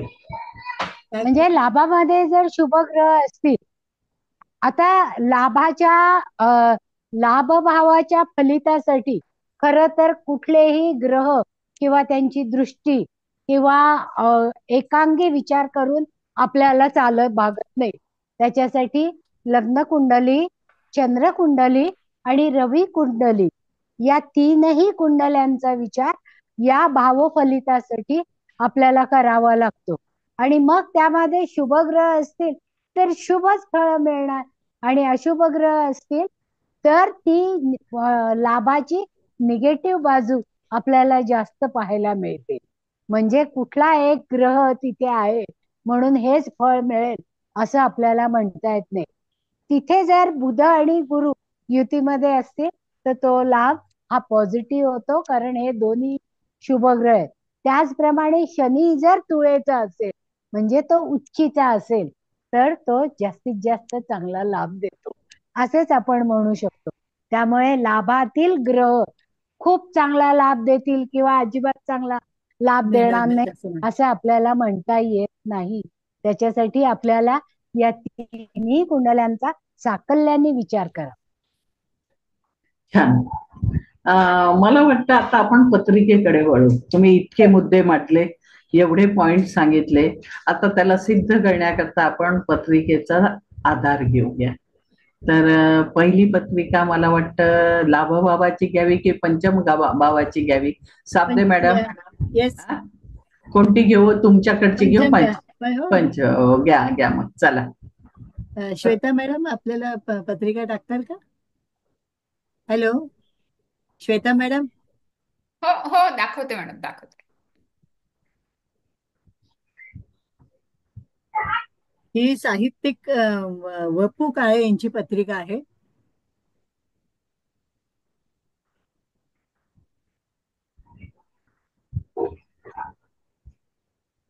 पंचमसांचं फुल लोडेड आहे त्यांचं. त्यांचा जन्मतारीख आहे 25/3/1932 सालचा जन्म आहे त्यांचा. जन्मवेळ रात्री 10:45 पुण्याला त्यांचा जन्म झालेला आहे. तर ह्या पंचम स्थानामध्ये बघा, हा रवी, आपण जो पंचमाचा जो मूळ जी ह्याची जी पंचमस्थानाची जी पत्रिका आहे नैसर्ग कुंडली, त्याच्यामध्ये रवीला खूप महत्वाचं स्थान दिलेलं आहे. म्हणजे ही सिंह रास तिथे येते आणि सिंह राशीचा स्वामी रवी, तो निसर्ग कुंडलीचाच रवी इथे आता पंचमात बसलेला आहे रवी. त्यामुळे ते अतिशय जबरदस्त म्हणजे प्रकाशात आणलंय त्यांना. लेखन हा त्यांचा, आणि साहित्यिक होते ते, त्यामुळे रवी सुद्धा साहित्य याच्यातला देतो. मंगळ आणि राहू हे तुम्हाला म्हणजे काय म्हणतात, प्रसिद्धी देतात आणि खूप कर्तबगार मनुष्य. अर्थात मंगळ राहूचे अनेक निगेटिव्ह गोष्टी आहेत, त्या गोष्टी आहेतच, त्याच्याबद्दल काही प्रश्न नाहीये. पण मंगळ आणि रवी हे मित्र आहेत आणि अतिशय म्हणजे अग्नितत्वाचे दोन्ही ग्रह आहेत. ते लग्नेशही मंगळ आहे तिथे बसलेला आहे तो. त्यामुळे हा अतिशय तळपणारा मनुष्य आहे. पराक्रम स्थानामध्ये त्यांचं याची मकरेचा शनी, म्हणजे तिथे शनीने अगदी त्यांच्याकडनं खूप कसून काम करून घेतलं आहे. भाग्यस्थानामध्ये उच्चीचा गुरु आहे. सगळ्यात महत्वाचं म्हणजे भाग्यस्थानामध्ये उच्चीचा ग्रह आहे, गुरु आहे. त्याच्यामुळे त्यांचं भाग्य तळपलेलं आहे. सगळ्यात महत्वाचं म्हणजे पंचमेश गुरु कर्केचा भाग्यात आहे. बुध मेष राशीत आहे. मेष राशीत बुध आहे, तिथे शुक्र पण आहे. आणि बुध रेष, आणि तो वर्गोत्तम आहे बुध. आणि शुक्र मेषेचा तिथेही वर्गोत्तम आहे. हा बघा, मेषेचा शुक्र तोही वर्गोत्तम आहे. आणि चंद्र शुक्र हा प्रतियोग आहे. चंद्र आणि शुक्र हा प्रतियोग आहे. त्यामुळे हा मनुष्य पंचम स्थान याचा अतिशय जबरदस्त. आणि हर्षल सगळ्यात महत्वाचं इथे हर्षल आहे. अचानक आणि अतिशय त्यांना म्हणजे काही चित्र विचित्र, त्यांच्या ज्या कथा होत्या ना वपूंच्या, त्या अशा फॅन्टसी जे म्हणतात ना, त्या फॅन्टसी त्यांच्यामध्ये खूप होती लिखाणामध्ये त्यांच्या. त्या कथा त्यांनी अतिशय हे करून महाराष्ट्राला त्यांनी कथा लिहून अतिशय वेड लावलं. त्यामुळे त्यांचं पंचम स्थान अतिशय जोरात आहे. हे मला एवढं ह्याच्यात नाही सांगायचं होतं. पंचम स्थानाबद्दल एवढीच माझी पत्रिका आहे. साबदे मॅडम, तुम्ही वपू काळेंची पत्रिका घेतली आहे बरं का? अहो, यांचं एक एक वाक्य असं तोला मोलाचं. अगदी. हो, यांची पुस्तकं वाचाल तुम्ही. हो, त्याच्या शब्द संकल्पनेवर आणि शब्द रचनेवर आपण मनापासून प्रेम करायला लागू असं वपूंचं साहित्य आहे. हर्षल हे आश्चर्यजनक बुद्धिमत्ता देणारा ग्रह. आणि हा ग्रह विश्लेषण करण्याकरता त्याला रवीची साथ आहे तिथे. त्यामुळे तेवढी तेवढी त्यांची भाषेवर पकडही होती. त्यामुळे वपू काळेंचं साहित्य म्हणजे अप्रतिम. अप्रतिम हो, आणि फारच सुरेख. अवर्णनीय आणि मुख्य म्हणजे असं हो शोधून शोधून आपल्याला इतर कुठे सापडणार हो, नाही अशा त्यांच्या कथा होत्या. कुठल्याही लेखनाला चटका चटका लावत भूत. होते, मनाला चटका लावते, वेळ लावत होते. हो, आणि कुठल्याही लेखनाला बुध महत्वाचा. बुध हा रवीच्या पुढे आहे. जेव्हा बुध हा रवीच्या पुढे असतो तेव्हा तो बुद्धिमत्तेत आणखी भर घालतो बरं का. म्हणजे हर्षलला बुधाची साथ मिळाली आणि हे अप्रतिम साहित्य त्यांनी निर्माण केलं. रवीला हर्षलची मिळाली, मंगळा हो, आणि राहू आहे ना, राहू हर्षल सुद्धा ह्या गोष्टी ना एकदम लोकांमध्ये प्रसिद्धी जे देतो ते राहू आणि हर्षल. राहूच्या संदर्भात म्हणजे राहूला जवळ असतील अशा त्यांच्या या कथा असायच्या राहूच्या सुद्धा. म्हणजे त्यांच्या फॅन्टॅसी म्हणतात ना, ते हर्षल आणि राहूमुळे आली असं मला वाटतं. फारच सुंदर वपू काळे, एकदम छान. आणि तुम्ही गुरु मुख्य म्हणजे भाग्यातला गुरु आहे ना तो हो, सुद्धा त्यांचं आणि तो उच्चीच आहे की करकेच आहे है ना. त्याच्यात त्यांनी भाग्य उजळवलं त्यांनी. बिलकुल बिलकुल. आणि नाही, पंचमस्थान त्याच्यामुळे त्यांचा एकदम प्रखर झालं ते. हो, आणि गुरु आहे हो. गुरुच्या राशीत रवी आणि हर्षल आहे. हा म्हणजे काय झालं की नवपंचम योगामध्ये दोन्ही गुरु याच्यात आला, पंचमात नवमातला. छान छान. आता स्मिता गिरी. धन्यवाद श्वेता मॅडम, धन्यवाद. स्मितागिरी मॅडम, आपण एक पत्रिका घ्या, विश्लेषण करा, एकादश भाव आणखी छान समजावून सांगा, प्रेक्षकांना आनंद द्या. हो नाही, प्रेक्षकांना नाही, श्रोत्यांना.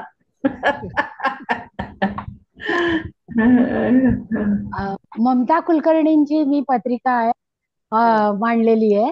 कारण ममता कुलकर्णी हे आता सेन्सेशन आहे पहा. आणि कुंभमेळ्यामध्ये महामंडलेश्वर पदासाठी त्यांची नियुक्ती केली आणि त्याबरोबर धर्माचा जे काही मंथन झालं आणि त्यातून त्यांना जो काही अनुभव मिळाला तो त्यांच्या पत्रिकेतून परफेक्ट सिद्ध होतो. म्हणून मला ही पत्रिका आज मांडायची होती आणि मी त्यांची निवड केली. चांगली निवड केली मॅडम. हा, तर श्वेता ती पत्रिका ममता कुलकर्णींची, कारण त्याच्यासाठी आता महामंडलेश्वराच्या साठी त्यांची नियुक्ती झाली आणि त्याच्यानंतर धर्मातल्या लोकांनी म्हणजे मोठ्या मोठ्या साधू संतांनी जो त्याला विरोध केला तो किती योग्यतेचा होता हे आपल्या लक्षात येतो पहा.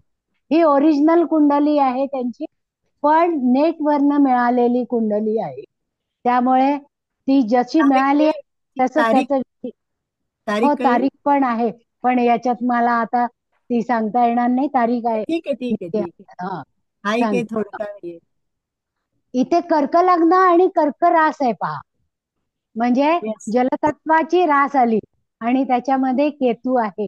म्हणजे कालांतराने तरी का होईना की हा जो प्रवाह आहे तो विरक्तीकडे किंवा व्ययाकडे जाणार आहे असं आपण म्हणू शकतो पहा. ओरिजिनल कुंडली सगळं चक्र भेदलं आणि इकडे आले.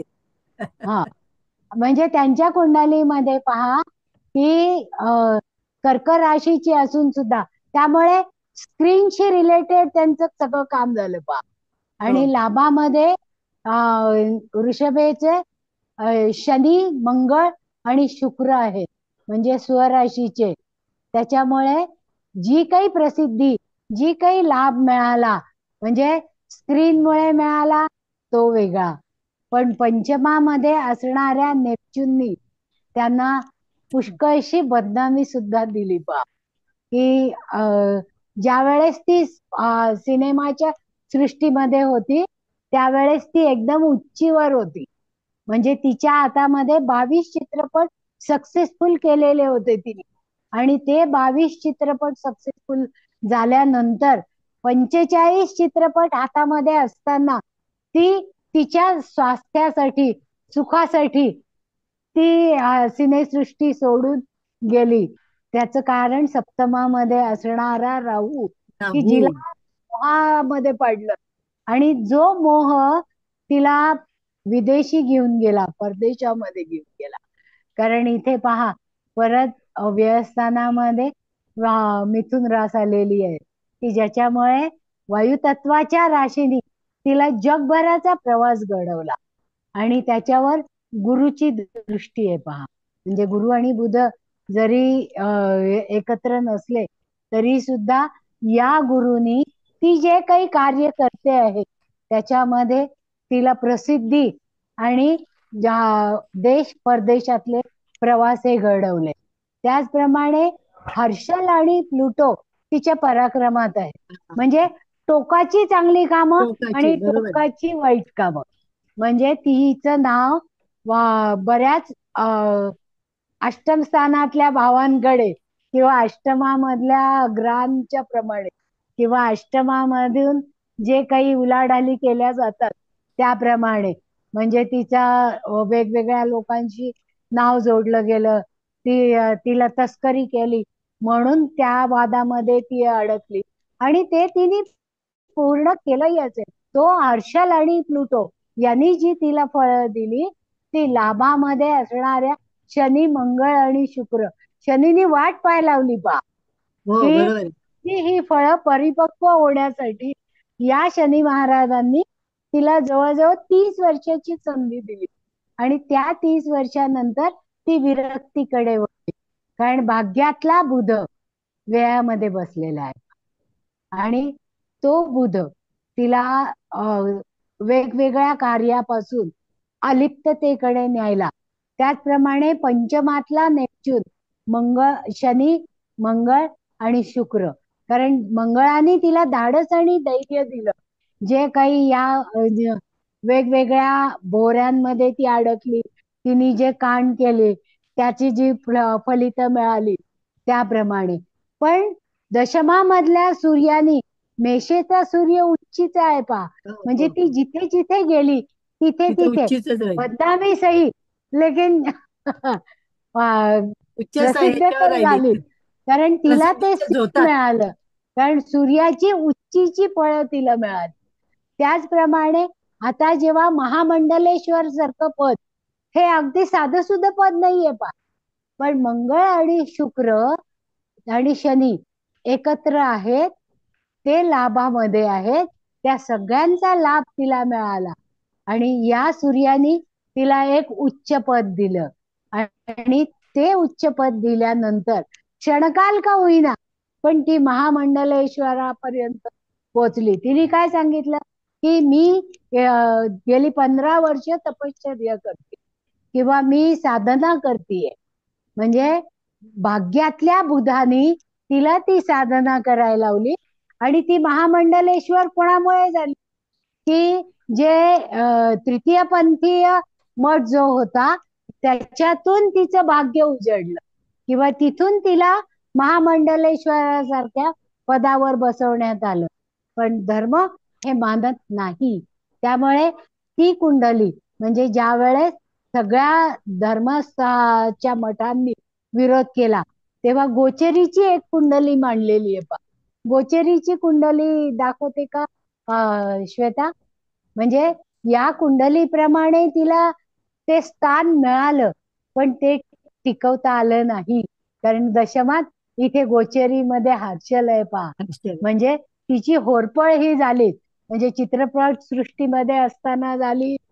तिने ज्या वेगवेगळ्या लोकांच्या बरोबर तस्करी केली त्यांच्या बरोबर झाली आणि प्लस आता महामंडलेश्वरासारखं उच्च पद मिळून सुद्धा तिला त्याच्याबद्दल चर्चेत सापडली ती आणि तिची योग्यता नाहीये असं बाकीचे जे आखाडे आणि यांनी विरोध केला. तो कशामुळे केला तर सप्तमामध्ये म्हणजे स्टेजवर आल्यानंतर चंद्र आणि प्लुटो आणि बुध आणि सूर्य पण आहे पहा तिथे की ज्याच्यामुळे तिला प्रसिद्धी मिळाली. पण या बुधाच्या थ्रू बुध प्रधान असणाऱ्या लोकांकडून तिला ही प्रसिद्धी मिळाली ती मान्य झाली नाही. तर इथे तिचा शुक्र हा परत मीनेचा शुक्र झालेला आहे.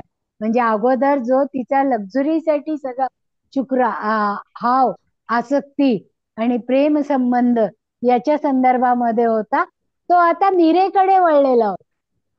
पण मीरेकडे वळून सुद्धा म्हणजे या शुक्राने तिला मीरेसारखी प्रीती अर्पण करण्याचा प्रयत्न केला तरी सुद्धा तिला अजून स्वतःला प्रूव्ह करणं गरजेचं आहे. कारण भाग्यामध्ये नेपच्यून आहे. म्हणजे आत्ताची जी ही तिची साधना आणि जे काही ती म्हणतेय की मी गेले 15 वर्ष साधना आणि उपासना करतेय, समाजापासून मी आलूप झालेली आहे आणि विरक्तीमध्ये आहे, तर नुसती भगवी वस्त्र घालून विरक्ती येत नाही, तर त्याच्यासाठी आपल्याला प्रूव्ह सुद्धा करावं लागतं आणि लोकांनी स्टेजवर मान्यता द्यावी लागते. कारण सप्तमातला प्लुटोनी हा विरोध दर्शवला आणि तो पूर्णत्वाला नेला पहा. म्हणजे लाभामध्ये गुरु असून सुद्धा गोचरीमध्ये त्याची फळं तिला पाहावीच लागली आणि अनुभवावी लागली आणि त्या पदापासून पदच्युती तिची झाली. म्हणजे ग्रह किती योग्य बोलतात पहा. आणि हे पत्रिकेनी गोचरीच्या ग्रहांनी तसंच तिच्या ओरिजिनल पत्रिकेतल्या ग्रहांनी दाखवून दिलं. म्हणूनच मी सुरुवातीला म्हणलं की ही सेन्सेशनल पत्रिका आहे. कारण टोकाचे लाभ आणि टोकाची अप्रीती तिला मिळाली. म्हणजे टोकाची प्रीती मिळाली, टोकाची अप्रीती मिळाली. उच्च स्थान मिळालं ते निघूनही गेलं. म्हणजे अशा सारख्या ज्या गोष्टी घडतात त्या या कुंडलीतल्या ग्रहांमुळे, त्यांच्या भावाच्या उपस्थितीमुळे आणि त्या भावांवर टाकणाऱ्या दृष्टीमुळे, चंद्रकुंडली, रवी कुंडली आणि लग्न कुंडली या सगळ्यांवरून ते सिद्ध होतं. तर आपल्याला ही कुंडली अशा पद्धतीने सोडवता येईल आणि त्याची फलित भले उशिरा का होईना ती आपल्या समोर प्रकट झालेली आपल्याला दिसली. तर खूप छान आपली चर्चा आज झाली.